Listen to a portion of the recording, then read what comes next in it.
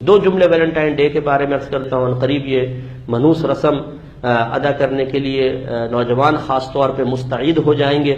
یاد رکھیں کہ اس قسم کی رسومات پری پلاننگ کے ساتھ ہم میں رائج کی جاتی ہیں.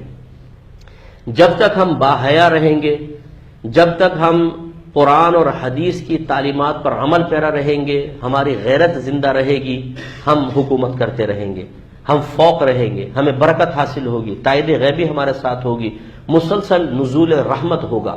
اور جب ہم قرآن و حدیث کی تعلیمات، اس کی پابندیوں اور اس کے لاز کو مصیبت سمجھنا شروع کر دیں گے اور دوسروں کی رسومات اچھی لگنے لگیں گی اور ان کی رسومات ہمارے نفس کو اٹریکٹ کریں گی اور اس میں لذت اور مزہ محسوس ہوگا اور ہم اپنے علماء کی باتوں کو چھوڑ کر ان چیزوں کی طرف مائل ہو جائیں گے، بس وہی ہماری تنزلی کے دن ہوں گے. اور انہی کی یہی پلاننگ ہے کہ اس قوم کو بے حیا بنا دو، ان سے غیرت ایمانی چھین لو.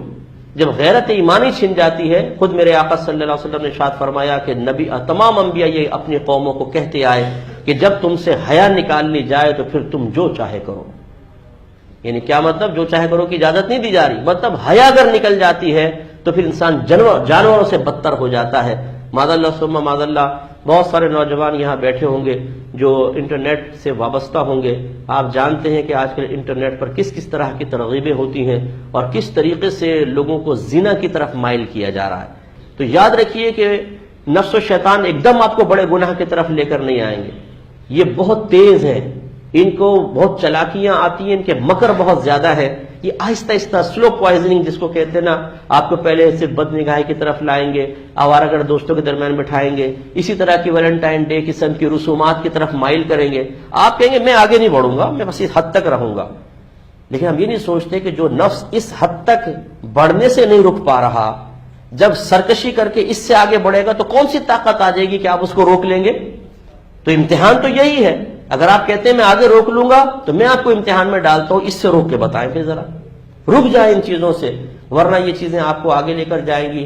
نہ دنیا میں آدمی عزت سے رہ سکے گا، نہ آخرت میں عزت سے رہ سکے گا. اس قسم کی رسومات جس میں نامحرم کے ساتھ کسی قسم کا تعلق ہو، یہ ان کو اختیار کرنا، ان پر خوش ہونا، اس کی تائید کرنا، کسی کے ساتھ معاون بننا، یہ سب حرام ہے، سب گناہ ہے. اس لیے اگر کوئی ایسا بیٹھا ہو جس نے ایسا ارادہ ذہن میں کیا ہے خدا نخواستہ، تو بالکل منقطع کر دیں، ختم کر دیں. اور فیس بک کے اکاؤنٹ اگر کسی نے بنا کر اس طرح لڑکیوں سے دوستی کی ہوئی ہے اور انہیں ترغیب دی ہے کہ بہن جی فکر مت کریں، بھائی بالکل تیار ہے ویلنٹائن ڈے پر آپ کو انشاءاللہ حقیقی پھول نہیں دے سکا تو 2-4 پکچر ہی بھیج دے گا، لیکن اس منحوس رسم میں حصہ ضرور لے گا. تو لڑکیوں کے تمام اکاؤنٹس ہیں ڈیلیٹ کر دیں، ان سے دوستیاں بالکل بھی نہ کریں، ورنہ دنیا بھی تباہ ہوگی اور آخرت بھی تباہ ہوگی. انسان جب گناہ کی طرف آتا ہے پھر نہیں بچ پاتا، وہ کتنے اپنے آپ کو کنٹرول کرے. نفس و شیطان ایسا ہمیں اپنے جالوں میں پھنساتے ہیں کہ پھر انسان رسوائی کی طرف مائل ہو جاتا ہے. مسجد اجازت نہیں دیتی، وقت اجازت نہیں دیتا، ورنہ میں آپ کو ایسے واقعات بتاؤں کہ علمان اور حفیظ کے لوگ کیا کیا اخلاقی پستی میں مبتلا ہو کر کر رہے ہیں. اور وجہ کیا ہے کہ انہوں نے ابتدا میں اپنے لیے ایک اپنا امیج بنایا، نہیں میں ایسا نہیں ہو سکتا، ارے یار میں اتنا بھی بے حیا نہیں ہو سکتا.